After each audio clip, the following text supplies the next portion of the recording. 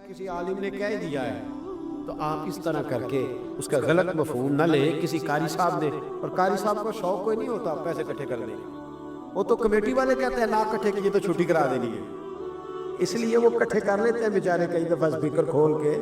تو اب وہ جو سن رہا ہے اس کا بھی پریشر بڑا ہوا ہے، کہتا ہے ساؤنڈ ہی نہیں دیتا پہ میں. تو بارک اللہ فی اہلک و مالک، اللہ تیرے اہل میں بھی برکت کرے، اللہ تیرے مال میں بھی. یعنی جب بھی تمہیں کوئی ہدیہ دے تو اس کے مال کے لیے بھی دعا کرو اور اس کی اولاد کے لیے بھی دعا کرو. یہ حضور نے ہمیں سکھایا. قرض ایک صحابی پہ بڑا چڑھ گیا تو حضرت عبداللہ ابن مسعود سے کہنے لگے قرضہ بڑا چڑھ گیا. فرمانے لگے تمہیں وہ دعا نہ سکھاؤں جو ہمیں نبی پاک نے سکھائی ہے.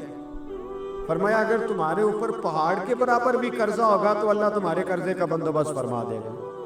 اور مسئلہ یہ ہے دعائیں یاد کرنی پڑتی ہیں اور پڑھنی پڑتی ہیں. یاد کرنی پڑتی ہیں اور ہم ہیں تعویذ پہ لگے ہوئے کہ کچھ لکھ کے دے دے تاکہ باندھ لوں. دعا سکھائی نبی پاک نے کیا فرمایا اللہم اکفنی بحلالک عن حرامک واغننی بفضلک عمن سواک. فرمایا یہ دعا مانگا کرو اے اللہ مجھے کفایت کرنے والا رزق عطا فرما اور مجھے حرام سے بچا اور مجھے اپنے فضل کے ساتھ دوسروں سے بے نیاز کر دے. یعنی اس کا سادہ ترجمہ یہ ہے کہ اللہ بندوں کا محتاج نہ کر، مجھے اپنا محتاج. فرمایا یہ دعا پڑھو ادائے قرض کے لیے، ادائے قرض کے لیے یہ دعا پڑھو. اللہ تبارک و تعالی پہاڑ کے برابر بھی قرضہ ہوگا تو تمہیں اللہ اس سے نجات عطا کر دے گا. نبی پاک صلی اللہ تعالی علیہ وسلم نے ایک حدیث میں غصے کی دعا بھی بتائی ہے. ویسے میرے خیال میں لوگوں کو غصہ نہیں آتا، آج کل غصہ نہیں آتا، لوگوں میں تکبر آ گیا ہے. اپنے سے چھوٹے پہ غصہ آتا ہے، اپنے سے تگڑے پہ کیوں نہیں آتا؟ جس آدمی نے گلی پہ خیرات مانگنے والے پہ غصہ کیا وہ ایس ایچ او صاحب پہ کیوں نہیں کرتا؟ غصہ تو غصہ ہے نا، سب پہ ہونا چاہیے، لیکن بڑا سمجھدار غصہ ہے. غریب آدمی کو دیکھ کے غصہ آتا ہے، امیر آتا ہے تو غصہ نکل جاتا ہے. تو میں تو کہتا ہوں لوگوں کو غصہ، اگر تجھے غصہ آتا ہے تو مار دیوار کے ساتھ ٹکر تیرے غصے کی سمجھ آئے. یہ کس قسم کا غصہ ہے جو غریب پہ ہی ہاتھ اٹھا رہا ہے؟ تو خدا را خیال پر غریبوں کے حق میں بڑا غصہ، مجبوروں کے حق میں بڑا غصہ، ماتحتوں پر. اور اگر چودھری صاحب آ جائیں تو چودھری صاحب آ جائیں تو پھر بہانہ بنا لیتے، کہتے غصہ تو مجھے بڑا ہے سی، پھر میں کیا میرے گھر آیا ہے، پھر بہانہ بنا لیا. ایسے نہیں کرو. نبی پاک صلی اللہ علیہ وسلم نے دعا سکھائی بخاری میں، فرمایا جب غصہ آئے تو پڑھا کرو اعوذ باللہ من الشیطان. آتی ہے نا دعا ماشاءاللہ، اعوذ باللہ من الشیطان.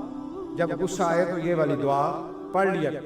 نبی پاک علیہ الصلوۃ والسلام نے ارشاد فرمایا کہ جب تمہارے بھائی کو چھینک آئے نا تو چھینک آنے والے کو کہنا چاہیے الحمدللہ.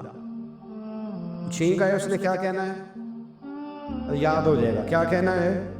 الحمدللہ. اور جو سنے اس نے کہنا یرحمک اللہ. کیا کہنا ہے؟ یرحمک اللہ، اللہ تجھ پہ رحم کرے. یہ پڑھنا ہے اس کو. حضرت عبداللہ بن مبارک رحمۃ اللہ تعالی علیہ نے دریا کے کنارے کھڑے تھے، کشتی سے اترے تھے ابھی اور وہیں کھڑے تھے تو ایک آدمی دو چار لوگ کشتی میں کنارے سے آپ کے پاس سے گزرے تو ایک کو چھینک آئی، اس نے کہا الحمدللہ. اب سنت ہے کہ جواب دو یرحمک اللہ، اللہ تیرے اوپر رحم فرما. جواب دینا تھا لیکن وہ کشتی تیزی سے گزر گئی.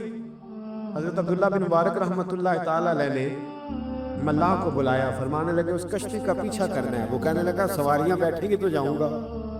اس زمانے میں جو پوری کشتی کا ایک سائیڈ کا کرایہ تھا وہ 5 دینار تھا.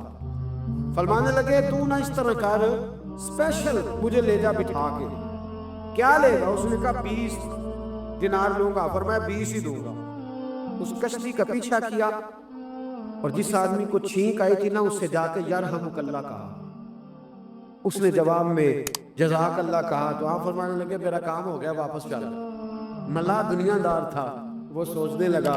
پہلے تو اس نے سوچا میرا کیا ہے، 20 دینار تو اٹھ کے گئے ہیں. لیکن جب اترنے لگے نا تو 20 دینار دیے یا 20 درہم دیے تو وہ کہنے لگا حضرت جی صرف ایک لفظ کہنے کے لیے آپ نے اتنا پیسہ خرچ کر دیا. فرمایا لفظ کہنے کے لیے نہیں، اپنے مصطفیٰ کی سنت ادا کرنے کے لیے، اپنے نبی پاک علیہ السلام کی سنت ادا کرنے کے لیے. یرحمک اللہ، اللہ تیرے اوپر رحمت کرے. کس طرح کا خوبصورت انداز سکھایا ہے. دیکھیے ایک حدیث ترمذی شریف میں نبی پاک صلی اللہ علیہ وسلم نے فرمایا کسی بیمار کو دیکھ کے یا کسی مصیبت میں مبتلا آدمی کو دیکھ کے تم یہ دعا پڑھ لو، تمہیں کبھی وہ مصیبت نہیں آئے گی۔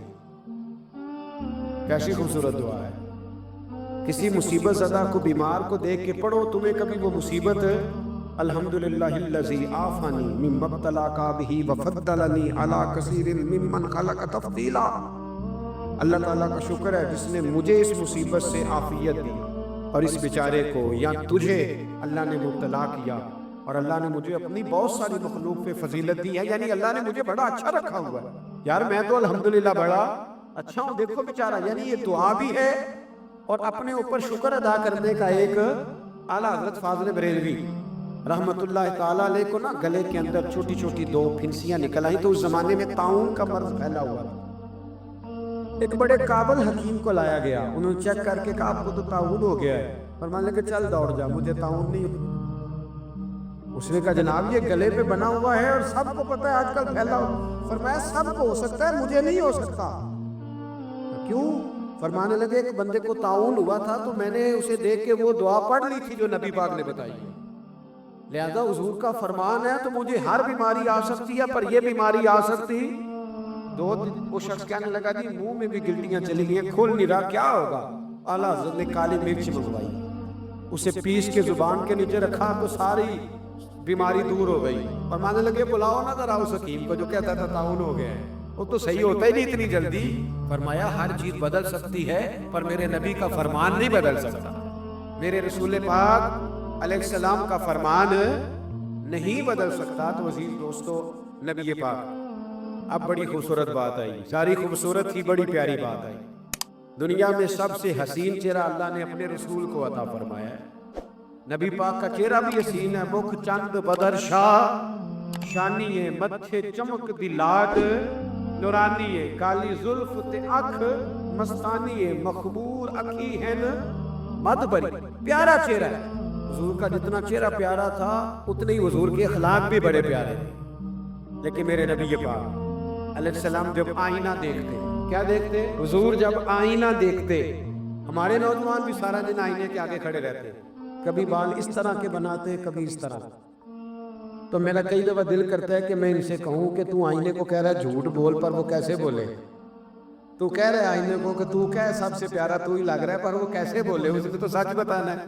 ان کو آئینہ جو دکھایا تو برا مان گئے، تو میرے عزیز یاد رکھیے گا نبی پاک صلی اللہ علیہ وسلم بھی آئینہ دیکھتے، آئینہ دیکھنا حضور کی سنت ہے، کوئی سنت سمجھ کے آئینہ دیکھے گا تو ایک دفعہ دیکھنے پر 100 شہیدوں کا ثواب ملے گا، لیکن نبی پاک صلی اللہ علیہ وسلم آئینہ دیکھتے کیا کہتے؟ اللہم انت حسنت خلقی فحسن خلقی، یا اللہ یہ دیکھیں حضور نے ہمیں سکھایا ہے، یا اللہ جس طرح تو نے میری صورت اچھی بنائی ہے میری سیرت بھی اچھی بنا دے، یہ ہمیں سکھانے کے لیے دعا، یا اللہ جس طرح صورت اچھی بنائی ہے، جس طرح تو کہتا ہے نا اس دفعہ اس وقت دیکھ لو کپڑوں پہ کوئی داغ نہیں، دعا کیا کر باطن کے بھی اللہ داغ دور فرما دے، یہ والا سارا معاملہ بھی ٹھیک ہو جائے۔ ہوں آخر کی طرف آتا ہوں، فرمایا جب کھانا کھانے لگو تو دعا مانگو، اور ایک روایت میں فرمایا یہ دعا پڑھ لو، کھانے میں زہر بھی ہوگا تو تم پہ اثر نہیں کرے گا۔ کھانے پہ ایسے میں بڑی تکلیف سے کہتا ہوں کہ آج بھی ہمیں کہنا پڑتا ہے کہ بہت سارے لوگ ایسے ہیں جو ابھی بھی کھانے سے پہلے بسم اللہ نہیں پڑھتے، یار بڑے افسوس کی بات نہیں، بڑے افسوس۔ حضور نے دعا سکھائی، میں یہ دعا پڑھو گے تو زہر بھی ہوگا تو اثر نہیں کرے گا، بسم اللہ الذی لا یضر مع اسمہ شیء فی الارض ولا فی السماء یا حی یا قیوم، جس کی برکت سے زمین و آسمان میں کوئی چیز بھی نقصان نہیں دیتی، اور اے اللہ ہے ہمیشہ زندہ رہنے والے اور قائم رہنے والے، یہ نبی پاک علیہ السلام۔ اور ایک حدیث میں اور بھی دعا آئی ہے، بسم اللہ شریف تو خیر بخاری میں موجود ہے، مسلم میں موجود ہے، بسم اللہ والا بارکۃ اللہ بھی ایک حدیث میں نبی پاک صلی اللہ علیہ وسلم نے ارشاد فرمایا، اور جب کھانا کھا چکے پھر کہا دعا مانگو، الحمدللہ الذی اطعمنا وسقانا وجعلنا من المسلمین، اللہ تعالیٰ کا شکر ہے جس نے ہمیں کھلایا بھی پلایا بھی اور مسلمان بھی بنایا۔ حضرت مرزا مظہر جانا فرماتے ہیں کہ